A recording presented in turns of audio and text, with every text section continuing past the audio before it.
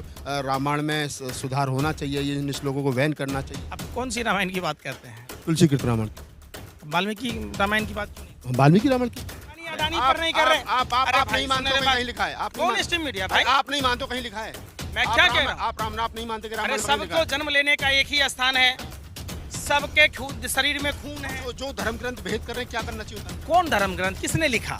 किसने लिखा? आप कह रहे हैं कि वाल्मीकि ने लिखा है। कैसे हो गया? समझिए, मेरा सवाल ये बात नहीं नहीं है। समझ मेरा रहे सवाल हैं। ये है कि देश का क्या सवाल क्या नहीं है। क्या क्या देश के क्या कट्टारों ने देश को लूट लिया, वो सवाल नहीं है। जो धर्म ग्रंथ इंसान को जानवरों से बदतर समझते हो, अरे उन भाई, धर्म ग्रंथों को बैन मैं कर क्या देना करूं? चाहिए। डॉक्टर अम्बेडकर की कोटेशन है, वो कहते हैं कि इन इंसान तमाम से धर्म सुनिए, ग्रंथों को बम मैं से उड़ा क्या देना कह रहा चाहिए। हूं? आपने नहीं, आप डॉक्टर अम्बेडकर की बात करें, डॉक्टर अम्बेडकर की कोटेशन इन तमाम ग्रंथों को बम से उड़ा देना चाहिए, क्या कहोगे?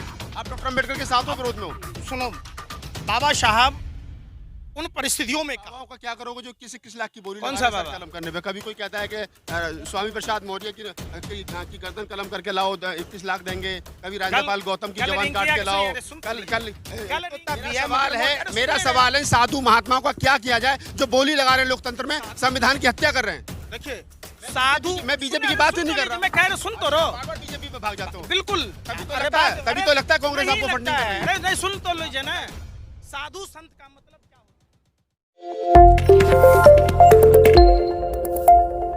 नमस्कार दोस्तों, मैं राहुल नागपाल और आप देख रहे हैं हमारा यूट्यूब चैनल बोल 85। मेरे साथ आज खास मेहमान हैं बातचीत करने के लिए, जिनका नाम है पंकज श्रीवास्तव। आप इनको तमाम सोशल मीडिया प्लेटफॉर्म पर देखते हैं, बड़े पॉपुलर फेस हैं, पॉपुलर आवाज़ है। अक्सर सरकार के गलत रवैया के लिए सरकार के गलत कामों को हमेशा एक मुखर तरीके से बताते रहते हैं कि सरकार कहाँ गलत कर रही है।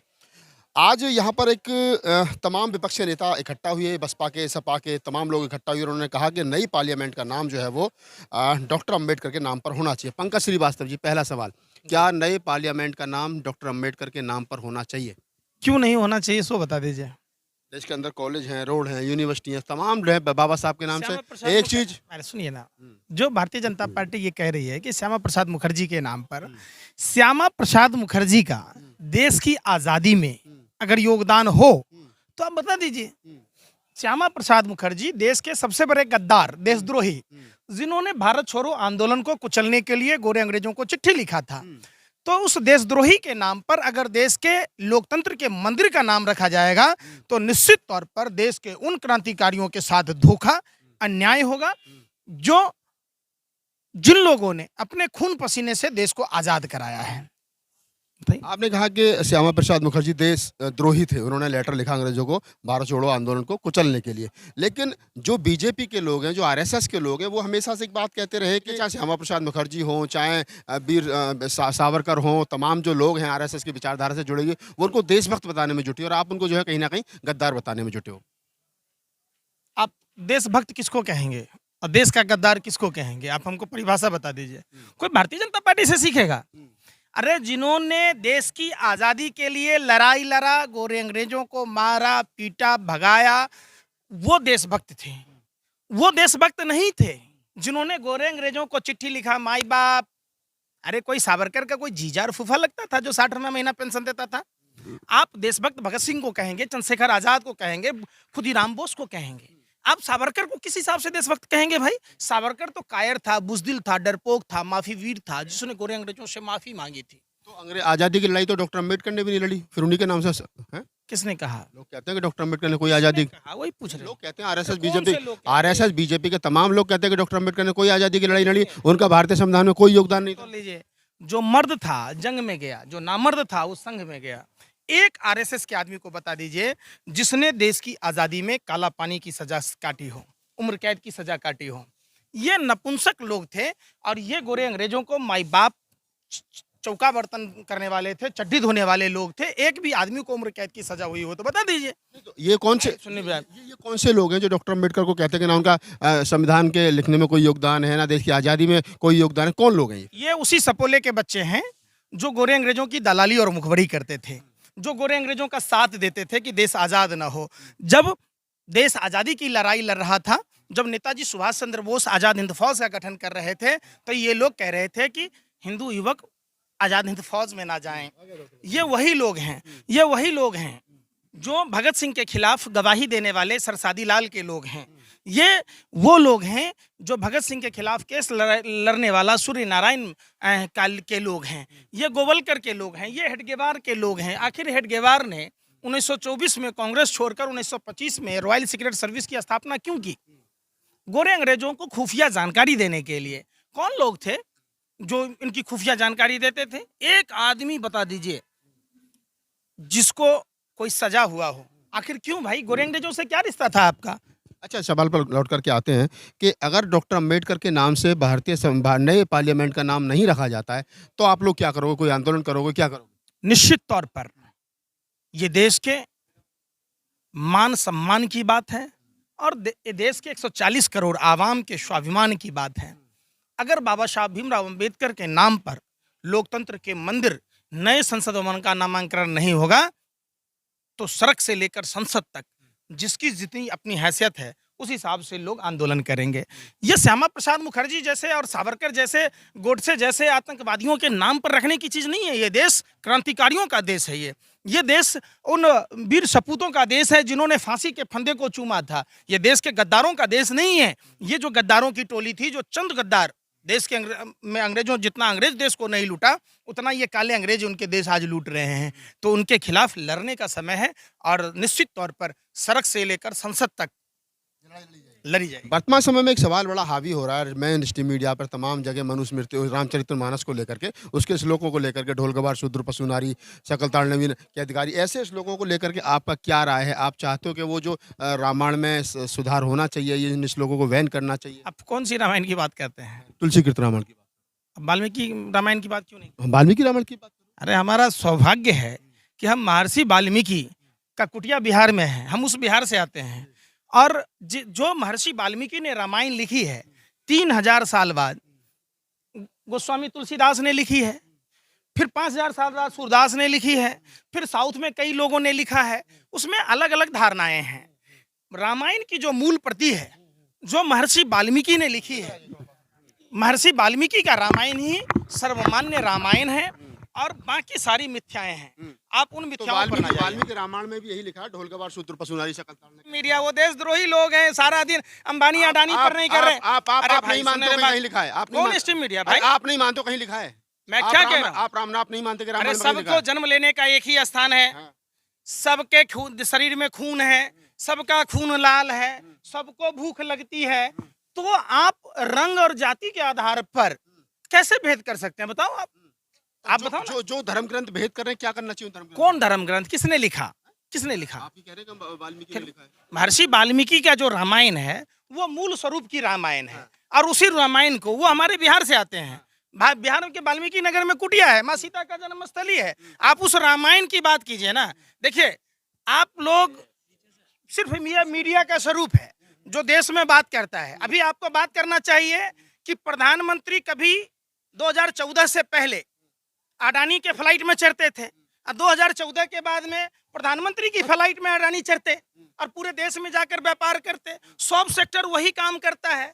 जिसका स्थान 609वां था उसका दूसरा स्थान कैसे हो गया? जी, मेरा सवाल ये नहीं है। समझ मेरा रहे सवाल हैं। ये है कि देश का क्या सवाल सवाल नहीं है। देश के गद्दारों ने देश को लूट लिया, वो सवाल नहीं है। जो धर्म ग्रंथ इंसान को जानवरों से बदतर समझते हो, उन धर्म ग्रंथों को बैन कर देना चाहिए। डॉक्टर अम्बेडकर की कोटेशन है, वो कहते हैं कि इन तमाम धर्म ग्रंथों को बम से उड़ा देना चाहिए। आपने नहीं, आप डॉक्टर अम्बेडकर की बात करें। डॉक्टर अम्बेडकर की कोटेशन, इन तमाम ग्रंथों को बम से उड़ा देना चाहिए। क्या कहोगे?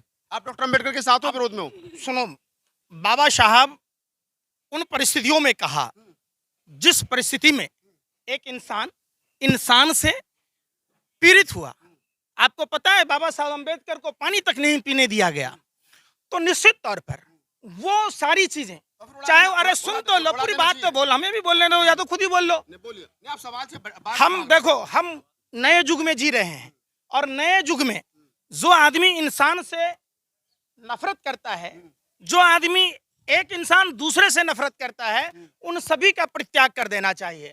अब चाहे वो धर्म ग्रंथ हो, इतिहास की किताबें हो, वर्तमान की किताबें हो या कुछ संस्थाएं हो, वो सब चीजें जो इन बाबाओं का क्या करोगे जो किस लाख की बोली कौन सा बाबा? कलम करने पे? कभी कोई कहता है कि स्वामी प्रसाद मौर्य की गर्दन कलम करके लाओ, 21 लाख देंगे। कभी राज्यपाल गौतम की जवान काट के लाओ। कल रिंकिया के पापा ₹5 के अंडा के लिए जो छिछा लेकर ही हौस दली रिंकिया के पापा दिल्ली के पुजारी। उत्तर प्रदेश सबसे बड़ा हिंदुओं का गढ़ है, तो उत्तर प्रदेश के पुजारियों को क्यों नहीं वेतन मिले भाई? उत्तराखंड में क्यों नहीं मिले? क्यों नहीं मिले? एक बात बताओ, क्यों नहीं मिले हरियाणा में? ये लोग नौटंकीबाज लोग हैं। और ये भारतीय जनता पार्टी पूरा चिड़ियाघर है, उसमें सांप भी है, तोता भी है। मेरा सवाल है, साधु महात्माओं का क्या किया जाए जो बोली लगा रहे हैं लोकतंत्र में, संविधान की हत्या कर रहे हैं? देखिए साधु, मैं बीजेपी की बात ही नहीं कर रहा, मैं कह रहा, सुन तो रहो। बार बीजेपी पे भाग जाते हो। बिल्कुल, तभी तो लगता है कांग्रेस आपको फंडिंग कर रही है। अरे नहीं, सुन तो लीजिए ना। साधु संत का मतलब क्या होता है? संत का मतलब होता है संतुलन बनाना। और हमारे सनातन धर्म में आपने एक बिच्छू और साधु की कहानी सुनी होगी। बिच्छू पानी में डूब रहा था, साधु बार बार निकाल रहा था। बिच्छू का स्वभाव था डंक मारना, समझिए, फिर भी साधु निकाल रहा था। वो साधु नहीं है, वो सब अपराधी हैं। तो फिर सरकार जेल में क्यों नहीं डालती उनको? हैं? सरकार जेल में क्यों डालती? सैया हुआ कोतवाल, हम नंगटे नाचम ना। जब सरकार में ही वही है, अडानी के फ्रॉड पर अडानी को कोई जेल में डाल देगा? जब प्रधानमंत्री उसका दोस्त फ्रॉड है, प्रधानमंत्री ने देश के साथ फ्रॉड कराया है भाई।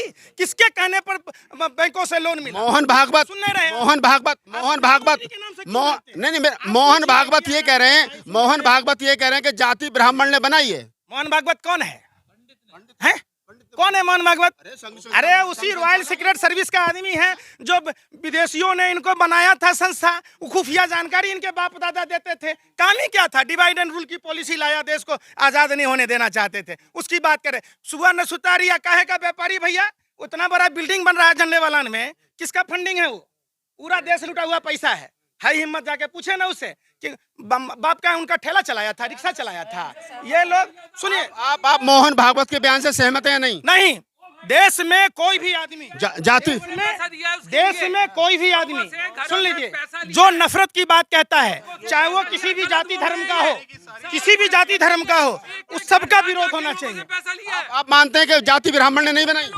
सुनिए, किसने बनाई जाति? अरे भैया, ये कुरीतियां हैं जातियों की। जातियां वर्ण व्यवस्था समाज में काम के बंटवारे के लिए है, समझिए बात। जाति छुआछूत के लिए नहीं है, वर्ण व्यवस्था। सुनिए पहले बात, हम सभी एक ही माता पिता के संतान हैं। और समझिए, एक ही माता पिता के संतान हैं। कर्मों के आधार पर वर्ण व्यवस्था हुई।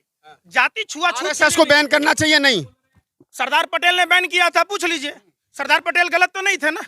अब आप कह रहे हैं कि जाति वर्ण व्यवस्था कर्मों के हिसाब से बनेगी। आज की तारीख में अगर कोई दलित, कोई ओबीसी शूद्र पढ़ लिख करके अफसर बन जाता है, आईएएस बन जाता है, क्या ब्राह्मणों में उसकी काउंटिंग होगी? क्यों नहीं होगी? कहाँ से होगी? सिस्टम बताओ। आसाराम बापू को आप क्या कह रहे थे? क्या मान रहे थे? आप बताओ ना। रामफल को क्या मान रहे थे? साक्षी महाराज को क्या मान रहे थे? अरे भैया, सब युग में रहा है।